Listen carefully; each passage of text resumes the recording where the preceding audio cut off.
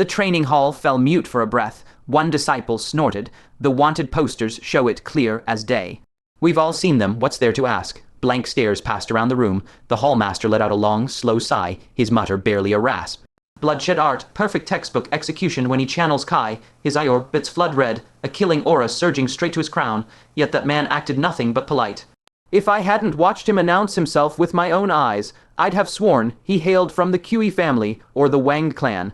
So he really just came to test our blades and widen his own insight. How the hell did someone like that get such a reputation? Before the murmurs died, Kaelan had already rounded the corner. Rain slashed down thousands of arrows at once, ripping a hard, drumming rhythm across the eaves. Water boiled up through gaps in the flagstones, flooding ice, gold into his boots, his trousers soaked through, plastered against his calves, dragging with every step. He stopped dead, huddled at the base of the wall, a small, drenched, furry shape. The sable cloak lay beaten flat, its nap matted into sodden clumps. The wetter it got, the colder it clung.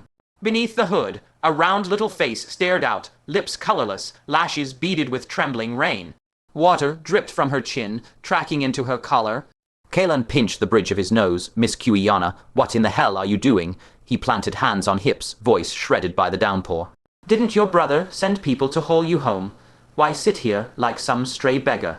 Cui Yana lifted her face. Her frozen lips struggled apart. I'm not begging. I was waiting for you.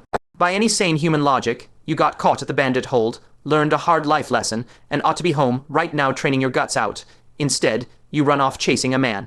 What kind of creature thinks like that? Aren't you a cultivator? I am.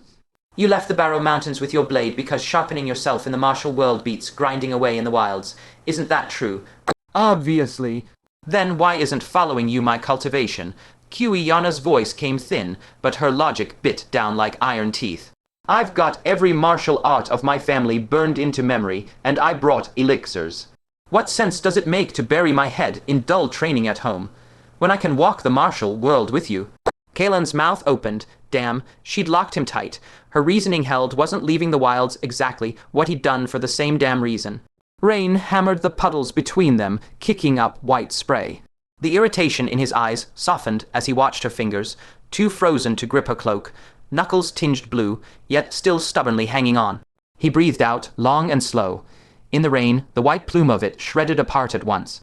Back where I come from, they'd call this giving yourself away for free. He folded his arms, exasperated.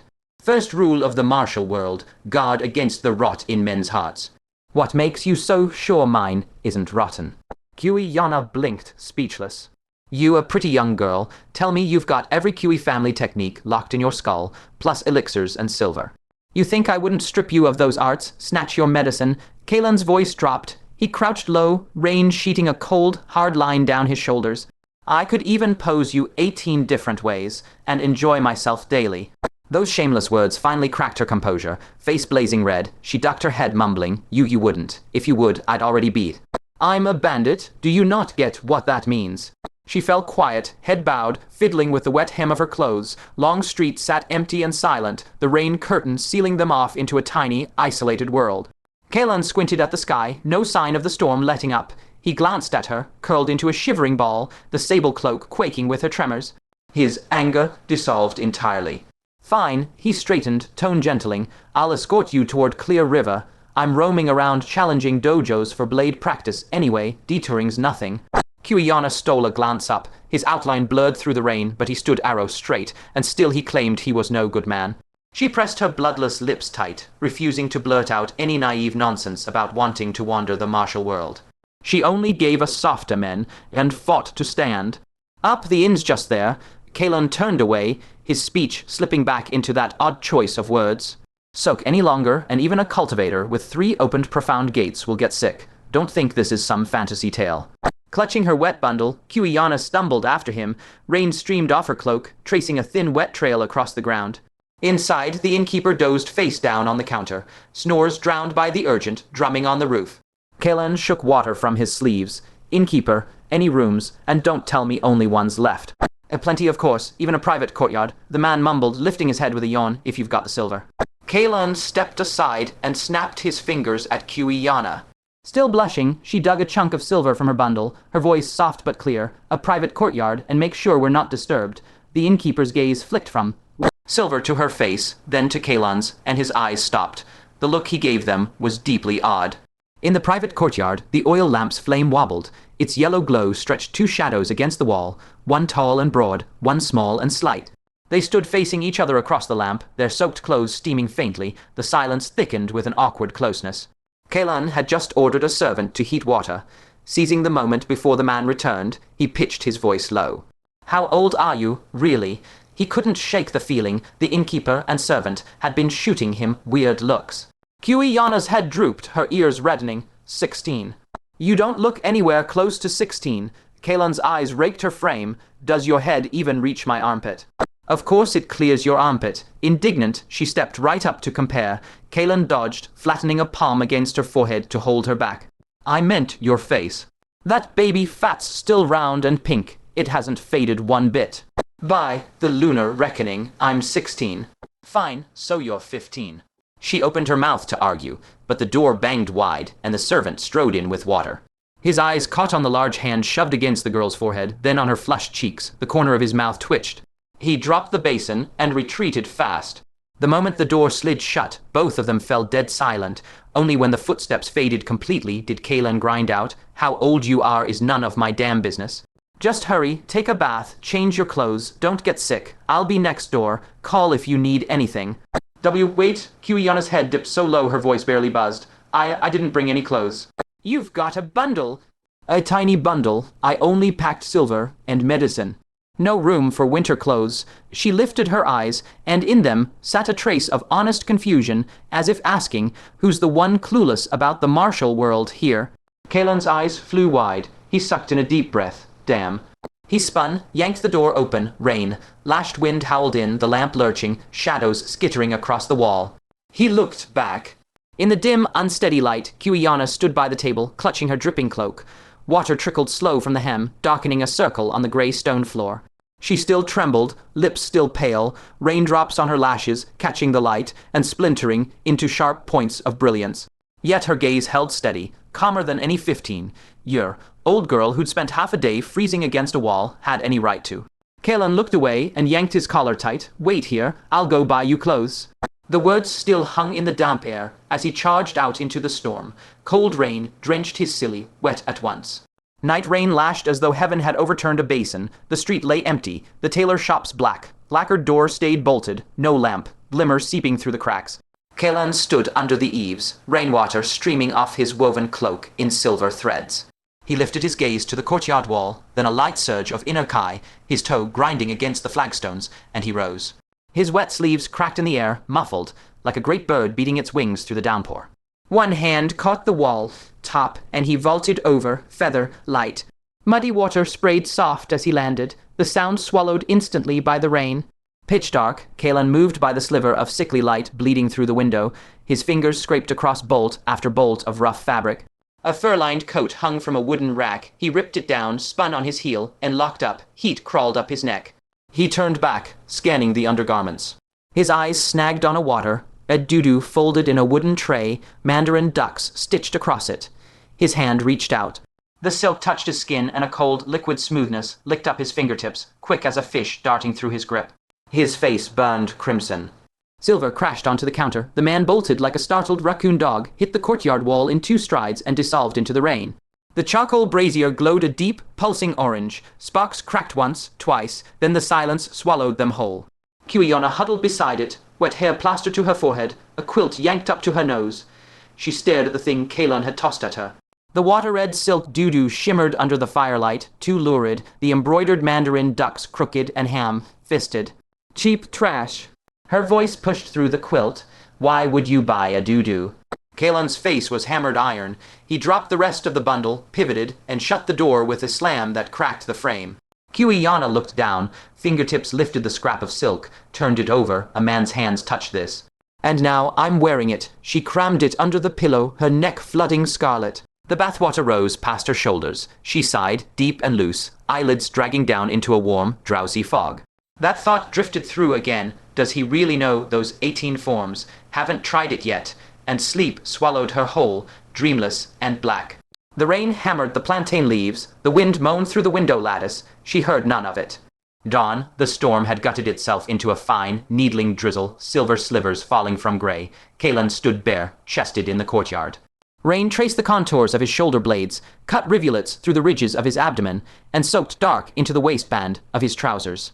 He exhaled, mist unspooling from his mouth. The dragon's barrow blade rested in his grip, its edge beaded with droplets catching the muted dawn light. He lifted the saber. The arc cleaved the rain in two, a chain of water that shattered into finer mist under the slicing kai. His feet drove down, weight grinding through the soles, and his body lurched, the rhythm fractured. He frowned, exhaled slow, and reset. This time the step was half an ounce lighter. A wet pop. Click came from his knee as he rotated, tendons stretching taut before springing back. Mud splattered his calves. Rain washed it clean, revealing the fine tremor of muscle beneath skin. Slash, slash, the footwork unknotted itself. The heavy thud of his soles hitting earth sharpened.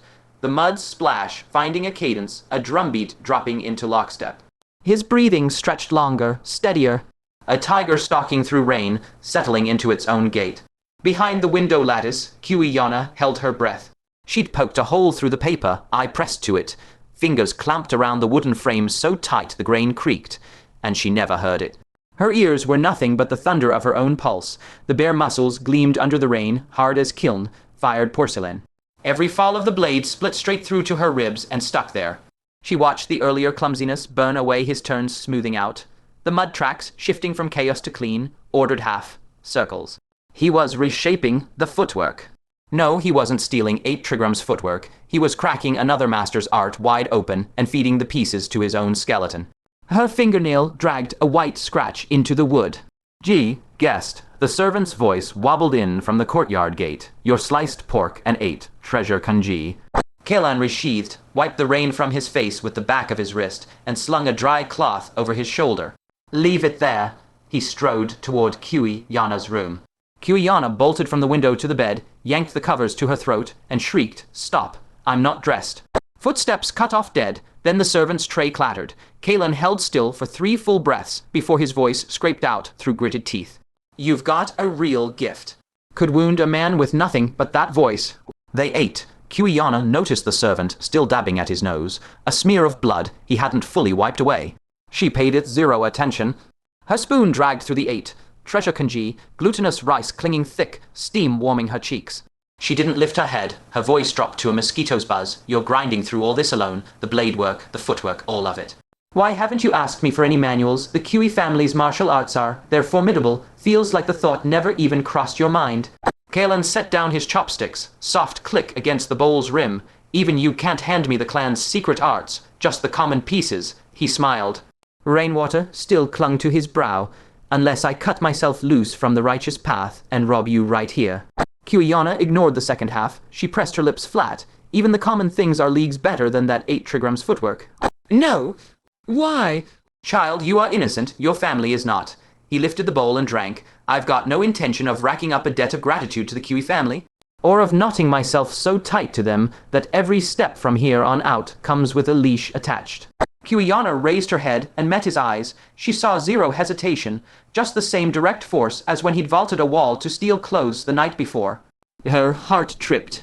Kaelan was already pushing back his chair. If the Cui family spends all its time basking in the glory of their own martial arts, they'll rot into decay, just like Great Zia. Her knuckles whitened around the spoon handle. Her mouth opened. Nothing came out. Let's go. He turned to grab the oil paper umbrella. Walking the martial world isn't always squaring up against demons and fiends.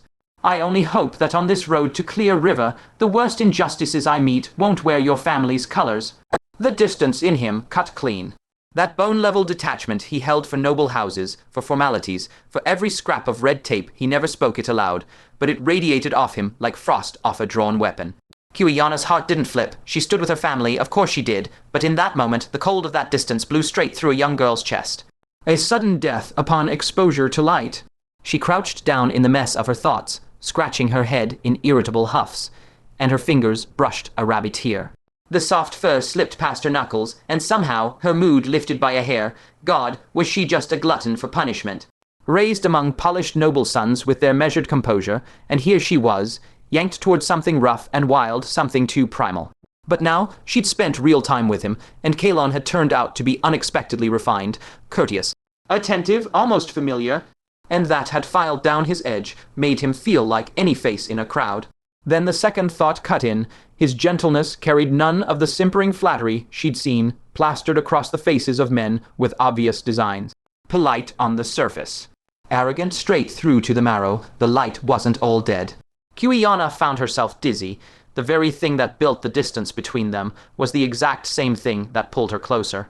What did that even mean? She couldn't untangle a damn thread of it, only that he was, beyond all argument, a proper sort. When she faced her father and brother's interrogations later, she could stand her ground without a crack in her conviction. Why bother trailing her brother through the martial world? Nothing but endless feasts and hospitality, not even a single scuffle in the Barrow Mountains. Where was the thrill in that compared to stepping into the world with someone who's every day on the road, balanced between life and death? Now even a roadside beggar burned suspicion into Cui Yana's eyes. Hey, she tugged at the corner of Kaelan's robe. Soft, look at that beggar. He keeps staring. You think he's an assassin? Kaelan didn't glance back. Say something. Ever cross your mind, he drawled, that he's staring because you won't stop staring at him, probably wondering why this girl hasn't flicked a single coin his way. But what if he is an assassin? Hiding weapons, crossbow. What else? Why wouldn't he set up in ambush from cover? Why dress like a beggar and squat in the rain? Is he as dense as you? Cui Yana's mouth popped open. She snapped it shut with a huff. Kaelan didn't break stride, but his tone sank lower. Some things you sort with basic logic. What scares me more is running into things logic can't touch, like you showing up. Logic, Cui Yana stewed on the word. What kind of place was Zhao Village to spit out such bizarre phrases? The thought barely flickered before Kaelan's boots locked to the flagstones. Cui Yana plowed straight into his back. The muscles along his spine went rigid, like a wolf catching the sharp, coppery scent of a trap. She ducked her head under his arm. Up ahead, the street shook with the tidal thunder of boots. Soldiers boiled toward them, a voice cracked through the rain. Kaelan! Wanted and marked, and you still strut through the city gates in broad daylight. You spit on the law. A vein pulsed at Kaelan's temple. He had never planned to kick the hornet's nest, slip in at night, crush the dojos, vanish. Simple, then he collided with this little fool. The inn, the bath, it had scrubbed every trace of caution from his mind. His guard had crumbled to nothing. Hey, Cui Yana popped her head out from behind his shoulder. Do you people even know who I am? Aha, Kaelan, so you've stooped to snatching girls off the street. Young miss, don't be frightened. Cui Yana's mouth flattened into a thin line. Kaelan didn't even glance back. Silly girl, you've never set foot past your own courtyard. Why in the world would a pack of county soldiers recognize your face? The wind shifted, robes snapped overhead from 4 directions at once. The elite corps of the Demon Suppression Bureau poured across the rooftops, dark fabric rippling as the rain lashed through it. Bowstrings groaned. The sound was so uniform, it might have been a single cord drawn tight in 100 hands. Raindrops pecked at the crossbow arms, shivering, sliding off the oiled wood. Cui Yana's face went pale. Her hand dug into her robes, fingers closing around her family token. Steel screamed. The dragons. Barrow blade tore free of its scabbard with a shriek that clawed at the ears. A cyan arc split the rain. The edge kissed Cui Yana's throat. Her pupils shrank to pinpricks. The cold coiled there like a live viper, and a pale thread of frost bloomed instantly across her skin. Rain struck the blade's spine, trickled down the blood groove, and trembled at the tip. She went rigid for half a breath, then caught on. Her head tipped sideways in a perfect wounded doe pose, and no one saw the flicker of wicked delight that sparked between her lashes. You all know I abduct young girls. What, the concept of a hostage slipped your minds? Kaelan's voice didn't rise. It pressed down on the streets, drumming rain like a hand flattening a drumhead. She just asked if you recognized her. That means she's some high official's daughter. Someone with standing, not the type you hack through, Bandit and prize together. His gaze dragged across the rooftops. Look at that face. That bearing. I'd suggest you don't ask which noble house she belongs to. I haven't had the chance to wreck her reputation yet. I'd hate for you lot to do it first. Up on the tiles, the middle-aged commander of the Demon Suppression Bureau had gone the color of old liver. The archer's fingers still rested on their triggers. Crossbow arms quivered. Arrowheads caught the rain and held it. Cold light wavered the whole length of Long Street. For an instant, the crowd's silence swallowed even the downpour. The commander's voice ripped out, Kaelan, I took you for a man of some honor. How can you commit such shameless filth? Isn't that exactly how bandits behave? Kaelan pulled the blade back a hair. His voice punched upward. Unless you want this little white rabbit's tender pink neck to snap in two, clear the way. Every pair of eyes among the soldiers shot toward the rooftop. The commander's jaw muscles bulged. He ground his teeth for a long, long moment. 2 words finally scraped past them. Let him pass. The wall of men split. A narrow gap opened in the rain. Kaelan moved backward, dragging Cui Yana with him, each step kicking rainwater from the flagstones. Only when he had backed through the city gate did the wet, wild wind of the countryside slam against his shoulders. Cui Yana's whisper came quick. You. She never finished. The hand on her shoulder clamped down with sudden, brutal force. Kaelan's foot drove into the mud. Stone cracked beneath it with a sharp pop. His whole form dissolved into a blur, a shockwave of wind and motion, as he launched into the dense forest beside the road. Branches thrashed. The rainwater pooled on the leaves, showered down in a single heavy sheet. That figure flickered and wove through the trees, vanishing into the murky depths in a matter of breath. By the time the Demon Suppression Bureau's elites reached the forest edge, all they caught were a few branches still swaying violently, the rustle fading, thinning, dying to nothing. A roar of wild laughter tore into the sky. I'm not just a bandit next time. I might just set my sights on Duskbloom herself. Tell her to wash up nice and clean and wait for me. The laughter smashed into the cliffside and bounced back through the dense woods in layered echoes. Duskbloom, wash up clean, wait. The sound rolled through the valley for 3 full breaths before the hiss of rain swallowed it whole. The elites stood staring at one another. Someone muttered, "That bastard, he moves through the forest like he's coming home." Do we pursue? No one moved. A hostage situation was a snake with no safe end to grab. Even if they gave chase, what then? This wasn't the city anymore. If he picked them off one by one in that terrain, they only had 1 life apiece. Another voice muttered, "That last thing he said, do we report it to Chief Tang?" Are you out of your mind? You want to die. I don't. There were plenty of onlookers. Someone will pass it along. Then, it's none of our business. A beat of silence, then someone wondered aloud, whose daughter is that girl anyway? She's adorable. Shame she's about to be ruined. Don't ask. Kaelan had a point. If we ask, her family might hate us for it. From behind them came a frantic, panting shout. What noble daughter, my foot. A man sprinted toward them, great fans of muddy water exploding from his feet. The Brocade Garment House just reported a theft. Someone stole a rabbit fur jacket last night. That's exactly the one she's wearing. An Amanda, in duck Dudou and a full set of robes, the kind the girls at the House of Delight wear. No respectable woman touches stuff like that. That woman is Kaelan's accomplice, a bandit vixen playing the innocent, flirty decoy. We were all tricked by Kaelan. Kaelan fled with Cui Yana at breakneck speed, tearing through the mountain forests for dozens of lie. At last he collapsed against a tree, chest heaving, too winded to speak for a long moment. Cui Yana crouched nearby, panting just as hard. The muddy ground meant she couldn't sit. She curled like a small animal, her 2 rabbit ears drooping, her eyes fixed on Kaelan and glittering with bright, sharp light. What a thrill. This was what leaving home was supposed to feel like. I'm not just a bandit next time. I might just set my sights on Duskbloom. A grin tugged at her lips. That was exactly the flavor. Kaelan slanted a sidelong glare at her. Why are you squatting there like a toad? The ground's filthy. The edge of the wilderness cut a stark, brutal line where the parched earth met the cascading curtain of rain behind them. No rain on this side. Kaelan brushed non-existent dust from his shoulder. The ground's dry. Out here in the wilds, there's no call for fussing.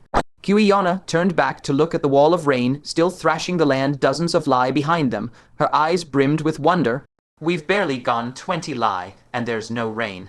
Look at the ground here. It's been dry for at least 2 days. This didn't just stop.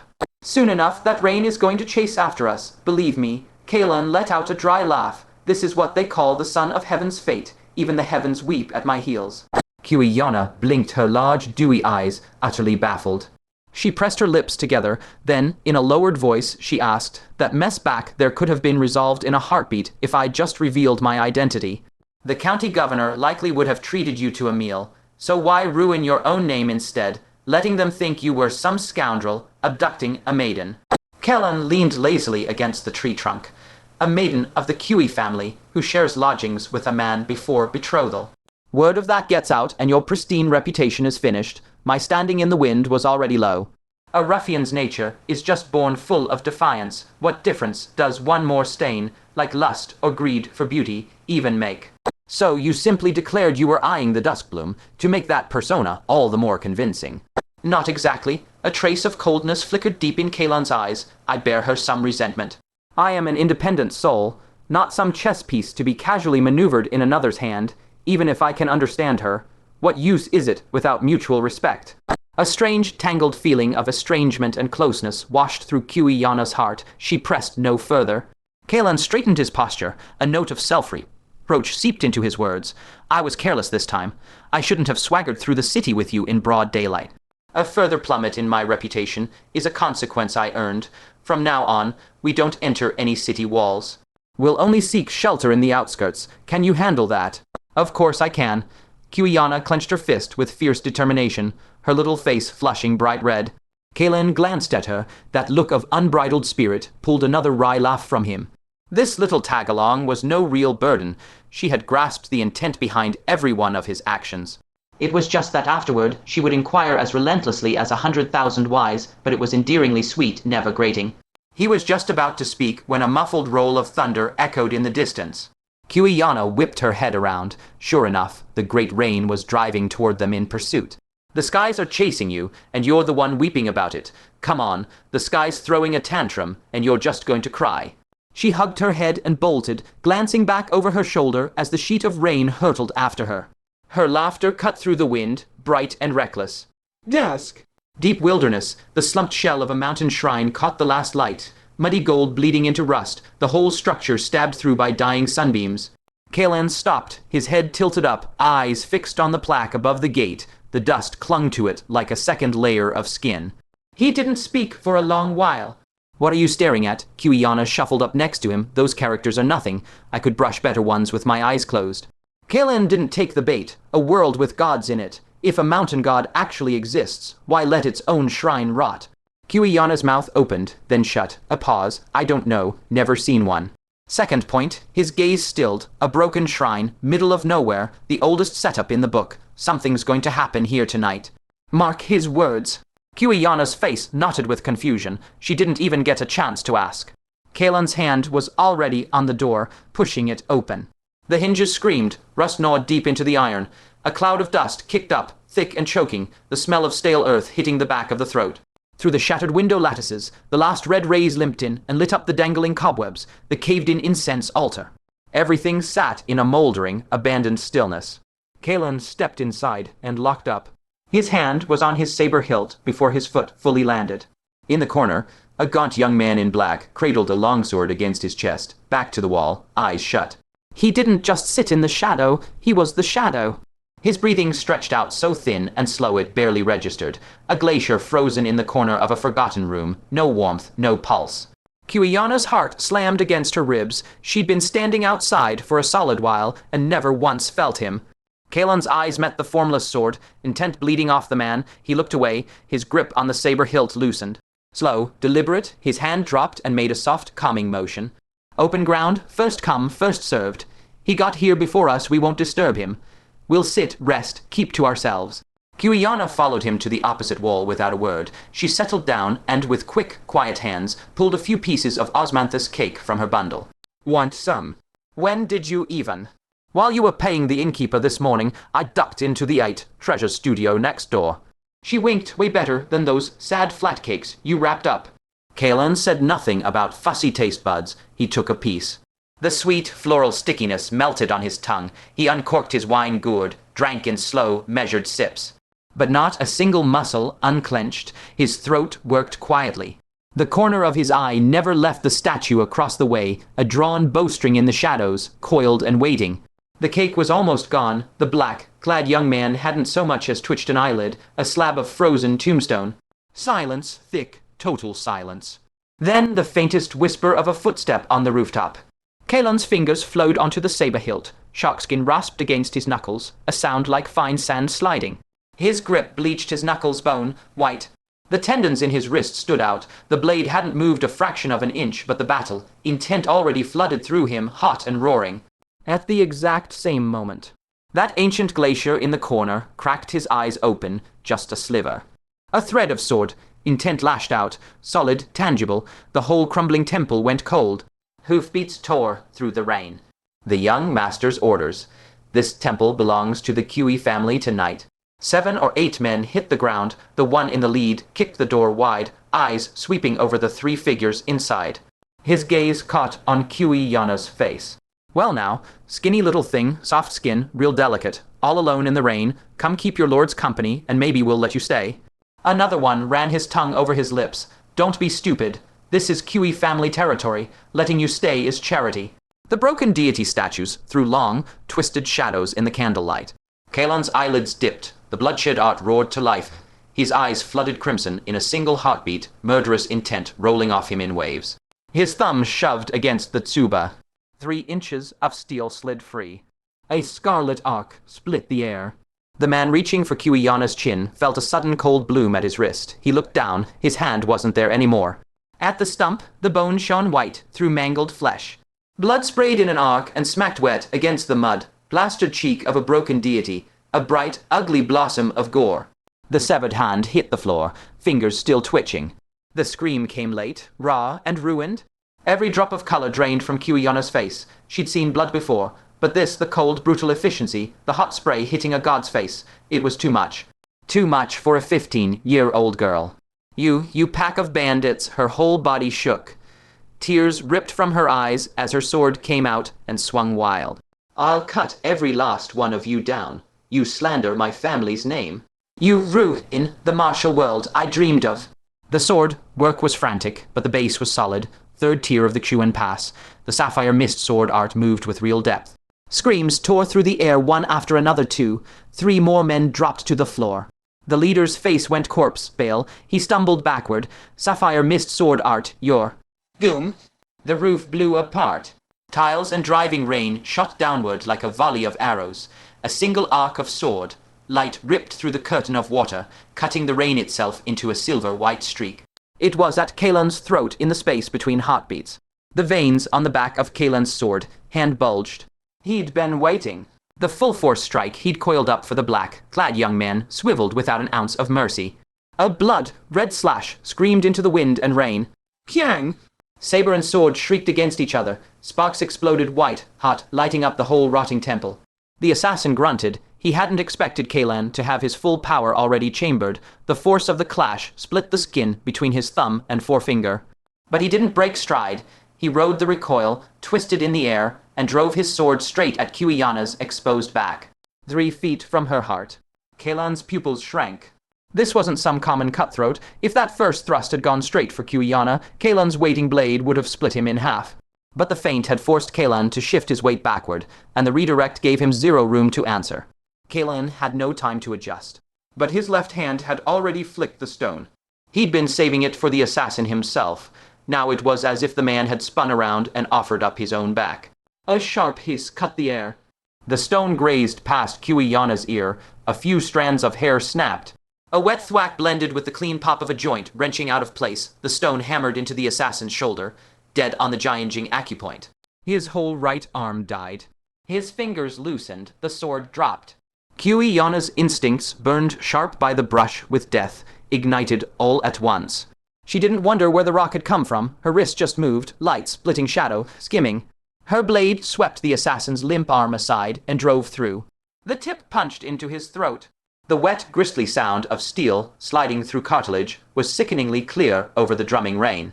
It punched clean through and jutted out the back of his neck. The assassin's eyes bulged. A wet, gurgling rasp bubbled up. He crashed to the ground, eyes still open. Even dead, he couldn't figure out where the stone had come from. Cold sweat streamed down Kaelan's face. Way too close. Without that bit of martial virtue Urindra always cursed him for, without that stone hidden in his palm, Cui Yana would be a corpse on the floor right now. He pulled in a deep breath and turned his gaze toward the corner. The black-robed young man finally moved. Just a slight shift of his silhouette. 3 gleams of steel, so fast the eye could register no order. The tips of the swords found the throats of the 3 remaining Cui family servants and then pulled back. The servants just stood there, faces blank. A fine crimson thread bloomed across each of their necks, widening breath by breath, until it split open in a wet spray. All 3 toppled flat onto their backs as one. The heavy, wet thuds struck the stone so close together, they merged into a single percussive slam. Rain slanted through the broken temple roof, needling the sprawled corpses. Water bled into blood, threading dark tributaries through the fissures in the gray stone floor. The broken shrine stank of copper and offal, but only the roar of the downpour filled the silence now. Tear tracks still streaked Cui Yana's face. She slipped behind Kaelan, cautious, peering out with one eye, half her face hidden. Kaelan's grip on his saber didn't relax. The tip lifted another 3 inches, sealing off every possible angle. The black-robed young man sheathed his sword. These people don't carry the Cui surname, but make no mistake, they belong to the Cui family. His tone was indifferent, his gaze sweeping over Cui Yana. The web of interests at play here. Well, Lady Cui knows the threads far better than I do. Cui Yana bit her lower lip and stayed silent. The man let out a short, sharp laugh. First come, first served, and keep out, that's the way of backcountry bandits. These premises are reserved, clear off, that's the style of lofty noble houses. Ha, ha ha ha ha. His laughter billowed, swelling until the temple's roof tiles chattered, and the pillars themselves shuddered. Cui Yana ducked back, clutching Kaelan's sleeve and refusing to let go. The laughter died away, his face snapped back to a dead, unreadable mask. Frost? Kaelan's brow twitched once. 87th on the Hidden Dragon list, 4th gate of the Profound Pass, 1 rank above him, and a whole cultivation boundary beyond. A name that had surfaced once in the Chronicle of Chaos, now known across the land. I am Kaelan. I know. Frost's voice was flat. I knew before you even crossed the threshold. I've pored over your portrait till my eyes ached. Kaelan shifted half a step, no wasted ripple of motion, and shielded Cui Yana completely. Frost's gaze slipped behind him, and for a fleeting heartbeat, that stone faced apathy softened by a degree. Lady Cui has a bounty on her head, but hand does not kill her kind. Rest easy. Kaelan didn't budge, so you came to kill me. Everyone figures Han is a bounty hunter, a misunderstanding. The Chronicle of Chaos never lists a man's trade, that's the compiler's own meddling. Frost gave a slight shake of his head. Han wanders the realm to test his sword. Most bounties are dregs of the martial world, perfect for proving the blade, and convenient for funding the road. That's all? Kaelan didn't answer. Close in rank, a touch behind in strength, a wanted fugitive of the authorities, and 1,000 tail gold bounty on his head from the demon sect. A whetstone sent from heaven. Han did seek you out deliberately. Frost seemed to follow his unspoken thought. Your saber art is the finest I've seen among those at a comparable level. I want very much to cross blades with you, but not now. Why? Frost looked past Kaelan's shoulder, his gaze settling on Cui Yana. Because of that verse, return to me the rivers and lakes of my heart. A woman like Lady Cui shouldn't fall to the hands of petty men. He paused. I hope you can escort her home safely. When you do, Han will offer a formal duel. Will you dare accept? A slow smile pulled at the corner of Kaelan's mouth. He thought of Urindra, of himself, of Cui Yana. In this gritty world of martial rivers and lakes, some people do carry the same spark. Nothing I'd want more. Kaelan offered a cupped fist salute. Brother Han, name the ground. Zhao will be there without fail. About 1,000 lie southeast of Clear River. There's a body of water called Ancient Sword Lake. For you, there and back again. The first day of summer, will that work? It will. Then we're set beginning of summer on the shore of Ancient Sword Lake. Cui Yana finally poked her head out from behind Kaelan. The old sword legend at Ancient Sword Lake is probably nonsense. My family sent people to look, over and over. Nothing there. Frost's stride never broke. I know. The date happens to fall around the clear and bright festival. I'm simply paying my respects to an old friend. He lifted a cupped fist salute, said nothing more, and turned to leave. Who set the bounty on my head? Kaelan's voice was low, threading through the pattering spring rain, carrying a cold edge. Frost had already moved a yard away. He hung there for a fraction of a breath, his shoulders locking for an instant. I don't know who, but the sum is substantial. The words floated back, unhurried, like a blade dragging across a whetstone. It's a pity. This, after all, is not the martial world that Maiden carries in her heart. The voice dissolved, the man was gone, rain fell in slanted wires, the busted door of the mountain shrine whined in the wind. Beads of water tumbled from the eaves and hammered the stone steps, kicking up puffs of misty spray. Kaelan did not go after him. He turned and drew Cui Yana out from behind a toppled prayer mat. Her hat was crooked, strands of hair plastered in a mess against her cheeks, her eyes still red, rimmed and raw. Kaelan straightened the rabbit-eared hat on her head, the brim pressed down the stray wisps of hair. Don't overthink it. His voice softened paper, thin, as if afraid to cut something fragile. This place is soiled. We'll find somewhere else. Cui Yana didn't answer. She stared at the bodies on the ground. Her sleeve was soaked clean through, whether from rain or cold sweat. There was no telling. Kaelan ruffled her hair, his palm a warm, steady weight. It has nothing to do with you. Cui Yana cocked her head, stealing a glance at his profile. You've gone gentle all of a sudden. Kaelan offered only a faint smile and said nothing, but Cui Yana's face suddenly brightened, the corners of her eyes curving into a delicate bow. The martial world I wanted. You lot paid it back to me just now. The spring rain showed no sign of easing. The mud track through these barren hills was saturated, each step tearing free with a wet, sucking smack. Withered branches scratched together in the wind, a fine, rasping whisper. The whole landscape lay smothered under a grey, misty shroud of water vapor. Cui Yana wrapped her arms over her head and stumbled along behind Kaelan, her footing uneven in the deep muck. Kaelan's frame cut through the rain with a sharp economy of motion, the lines of his shoulders and back faintly visible beneath his soaked clothes. He pushed aside a low tangle of scrub and, with practiced ease, ducked into a hollow pocketed into the rock face, a cave barely half a man's height, its entrance naturally roofed by an overhanging stone ledge that shattered the rainfall into a beaded curtain. Inside, it was startlingly dry. Kaelan crouched and dug a small heap of dead twigs and leaves from a crevice deep in the rock, bundling them together with quick, efficient movements. A flint sparked with a sharp hiss, embers scattered onto the dry leaves, which instantly curled, blackened, and blossomed into a tiny orange flame. Crack! A thin branch burst apart in the heat, popping a spray of fine sparks into the air. The flame chewed into thicker sticks, and the cave gradually brightened. Warmth bled across the ground, coaxing glistening wisps of white steam from the damp stone walls. Cui Yana sat hugging her knees near the fire, stretching out her hands to warm them, turning them back and forth in the heat. Her rabbit fur jacket was half soaked, the fluffy white hairs matted and plastered flat against her body. She caught the hem with a fingertip, hesitated, and left it alone. Underneath she wore only a thin belly band, embroidered with a pair of mandarin ducks at play. The tips of her ears flushed quiet scarlet. She buried her face in her knees. Kaelan did not look at her. He reached back, grabbed his collar, and pulled his drenched outer garment over his head, baring his torso. Firelight traced the swell and fall of his muscles, his shoulder blades tensing and settling with the movement. He shook out the garment and draped it over a rock near the fire to dry. A faint sizzle rose from the fabric. Cui Yana whipped her face toward the cave mouth and muttered, biting the words, "Shameless bandit."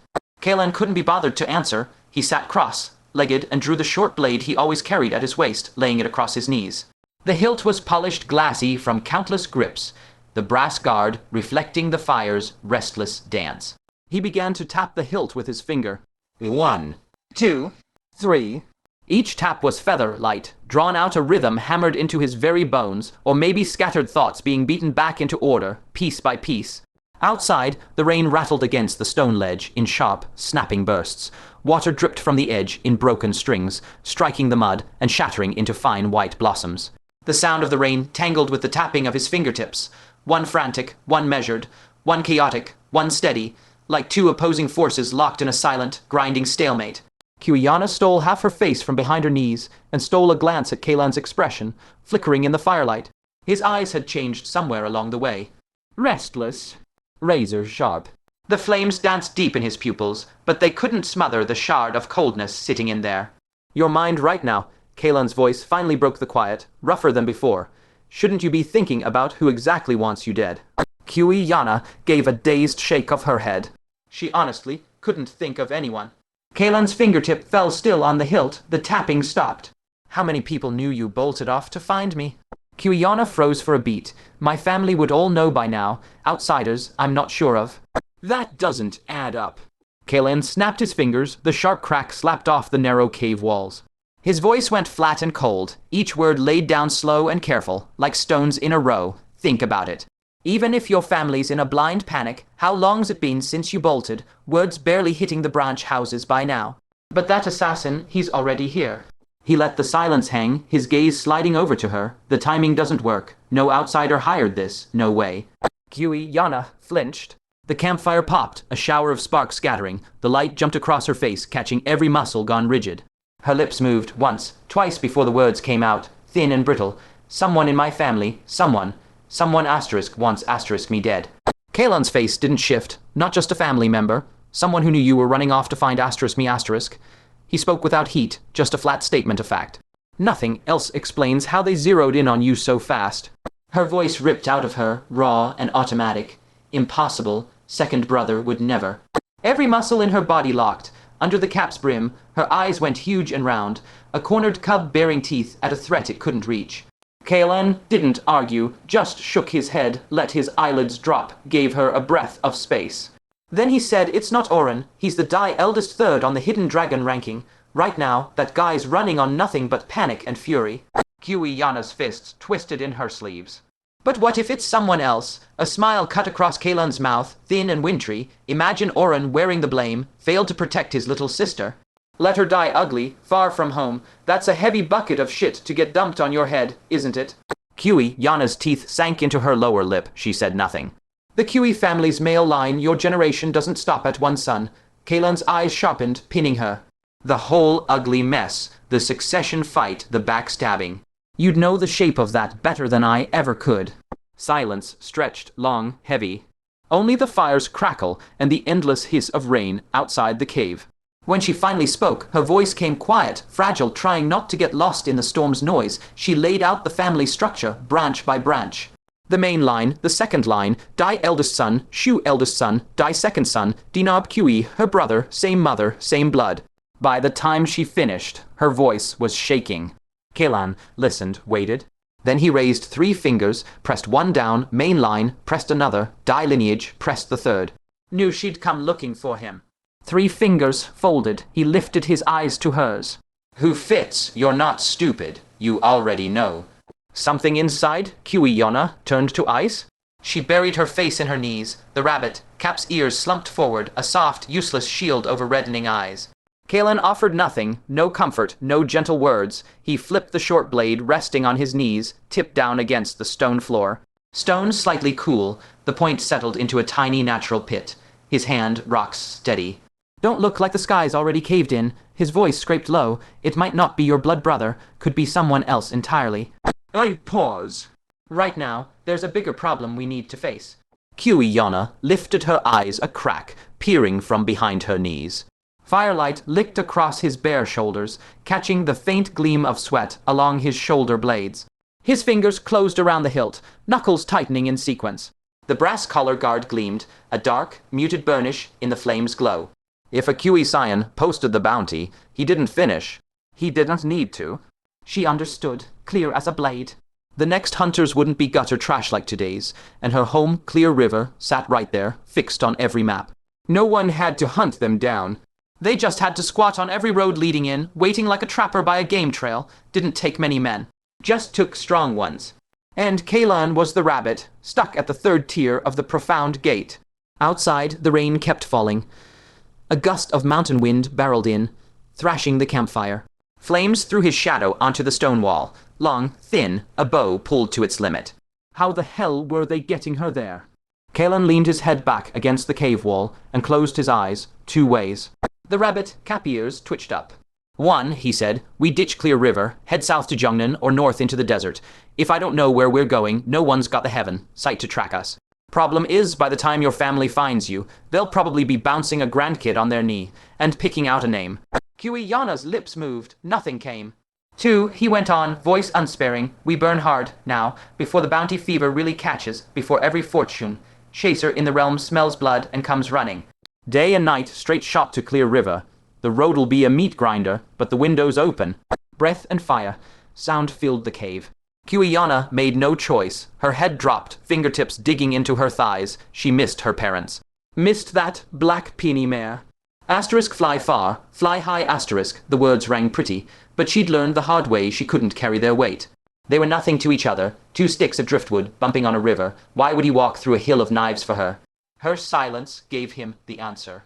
Dawn broke, the night's rain done. Mountain mist still clung to the trees in heavy sheets. Fat drops plunged from leaf tips, smacking her rabbit. Fur hat with soft, wet asterisk plaps asterisk. Kaelan grabbed Cui Yana's hand and hauled her into the forest, over the ridge where they'd holed up, but not onto the mountain path.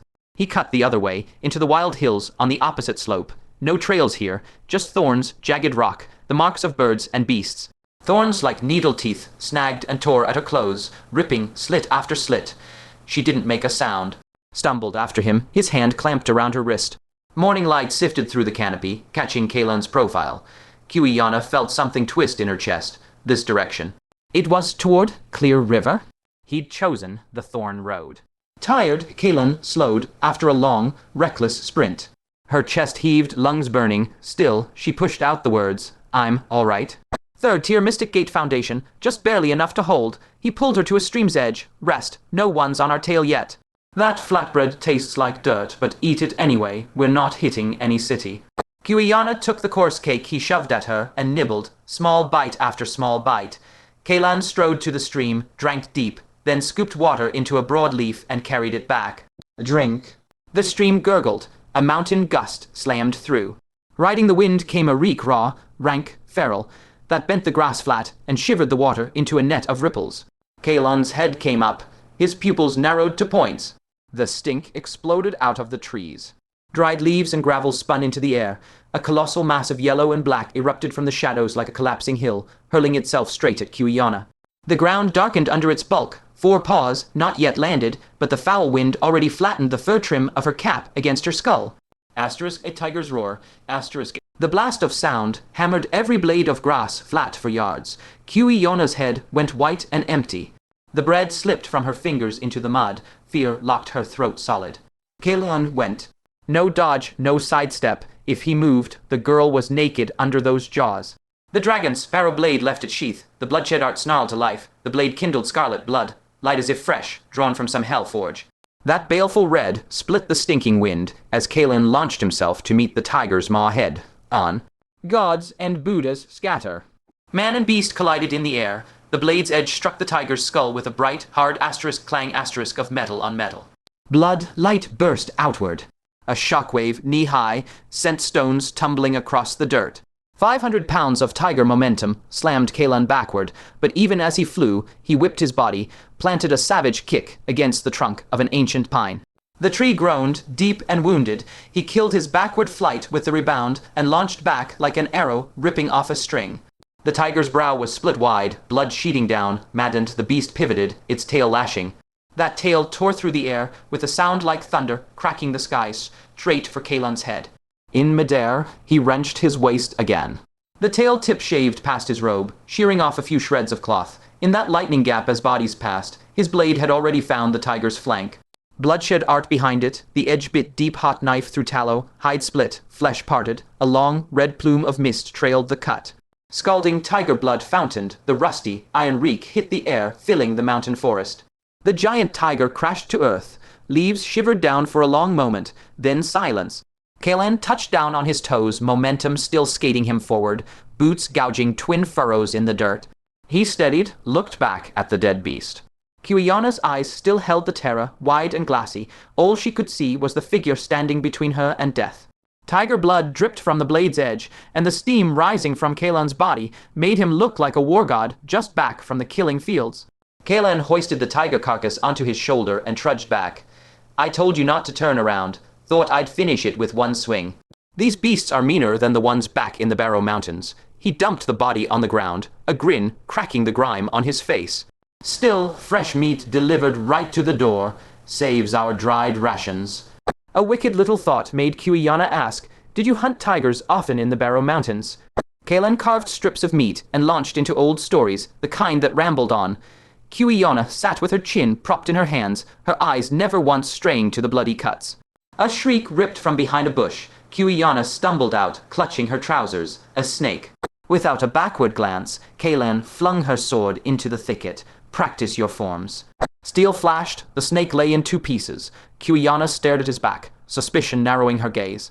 "How did you know exactly where my hand was?"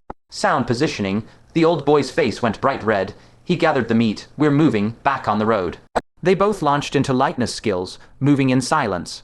3 days later, the dense forest thinned and finally fell away. Ahead, the world opened wide. A mountain stream shot out of the gorge and merged with the wide river. Twilight shattered gold across the rippling water. Waves knocked softly against the hull of a nearby boat. A black, canopied vessel drifted toward them, lazy as a drifting leaf. The boatwoman's smile bloomed. "Crossing the river, honored guests. We've got fresh fish." Then her eyes landed on the 2 figures on the bank. Clothes shredded, faces caked in mud. Her smile froze. The oar hesitated. Cui Yana didn't give her time to think. She fished out a lump of broken silver and tossed it high. To Wyxian, that enough. The silver hit the boatwoman's palm, and her face instantly folded into a grin. "Esteemed guests, please come aboard." They stepped into the cabin. The space was cramped, rocking gently.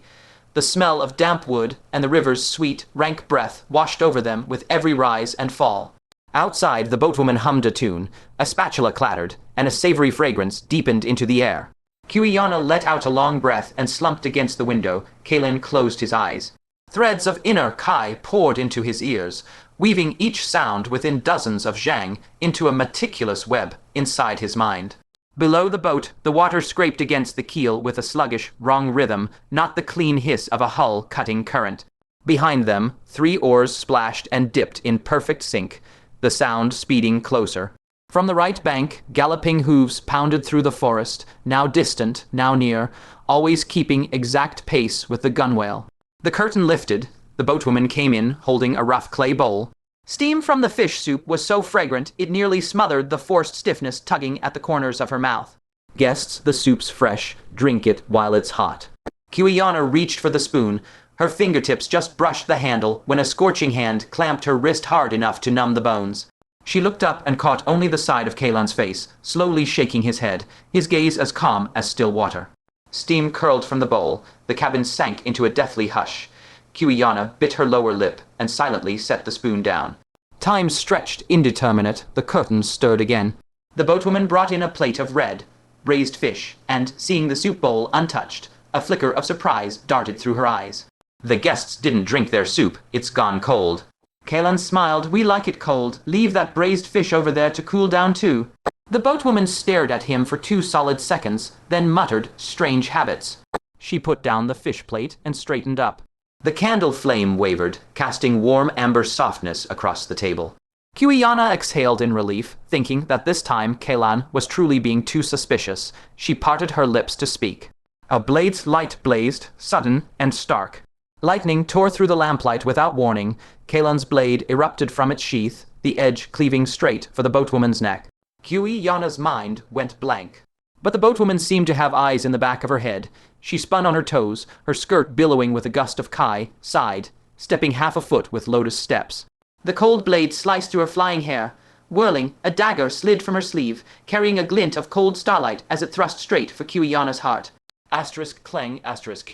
Kaelan's blade swept across, parrying the dagger. His left hand yanked Cui Yana behind him, and in the same motion he kicked over the square table. Scalding fish soup splashed in a wave, hurling toward the cabin door. The wind outside the curtain shifted. The old boatman had already shed the sheath from the tip of his bamboo pole. A spearhead glinting with cold light pierced the door curtain before the fabric could settle. The spear point tore through. Like a venomous snake rearing, the icy gleam shot for Kaelan's throat. Kaelan shifted his stance, letting the spearhead slip past. His arm clamped down, trapping the shaft beneath his armpit with a grinding lock. Sinews in his arm twisted with a muffled crack, and the planks beneath his feet exploded. Amid flying splinters, he used the force to pivot, and the dragon's barrow blade carved a ferocious arc, slashing at the back of the boatwoman's head. The boatwoman's face twisted in shock. She could never have imagined this man would leave his entire front open just to cut her down. Sure enough, the boatman drove a kick into Kaelan's abdomen. The protective Kai around him shuddered violently, and a tang of blood surged up his throat. But the arc of his blade did not waver. With no room left to dodge, the boatwoman could only lunge sideways. A deep gash split open her back with a sharp asterisk reap asterisk. She cried out in agony, crashing through the wooden window. Fragments burst outward as icy river water flooded in, and her body tumbled into the river. The boatman wasted no time. Releasing the bamboo spear, he flipped backward and leaped from the cabin, sending up a tower of spray. Kaelan knelt, propping himself on his blade. Beads of blood slid down the hilt, slowly blooming in the water pooling on the cabin floor. Cui Yana rushed to him, frantic. "Brother, Kaelan." Kaelan swallowed the metallic taste in his throat, took the healing medicine Cui Yana handed him, and after a few breaths of meditation, rose to his feet with the blade as support. This boat's slower than the others. While they were cooking, more vessels were closing in from behind. His gaze swept out the window. "We have to end this fast, or we'll be surrounded. Take the helm. Steer for the shore. I'll go into the water and clear out the water ghosts below the hull. Do you have a hairpin?" Cui Yana fumbled desperately in her pack and pulled out a gold hairpin. Kaelan took it, used his blade to cut off the pointed tip, then left the dragon's barrow blade behind. He tucked the thin fish, gutting knife at his lower back, and flipped into the river. Cui Yana lunged for the tiller. In the dark water behind, countless shadowy silhouettes of boats were breaking through the night, pressing closer. She clenched her jaw and hauled the tiller with every ounce of strength. Beneath the river, Kaelan's eyes opened. The icy current stabbed his pupils. He spotted the boatman instantly pressed against the hull, a chisel in hand, already gouging a shallow pit. Sensing the shift in the current, the boatman turned his head, a savage grin splitting his face. He tossed aside the chisel, and his water, piercing awls, parted the dark currents as he charged straight for Kaelan. Kaelan drew the fish knife. His movements were clumsy, sluggish underwater. The boatman closed in quickly, easily pinning Kaelan's knife arm, wrist and all beneath his armpit, a mirror of their earlier struggle inside the cabin. The water, piercing all, shimmered with a faint blue glow, and drove savagely toward Kaelan's chest. Kaelan's tightly sealed lips suddenly spat. A broken tip of the gold hairpin, propelled by inner force, shot forth. It tore a thin white scar through the water. At such close range, the boatman's pupils shrank to pinpricks.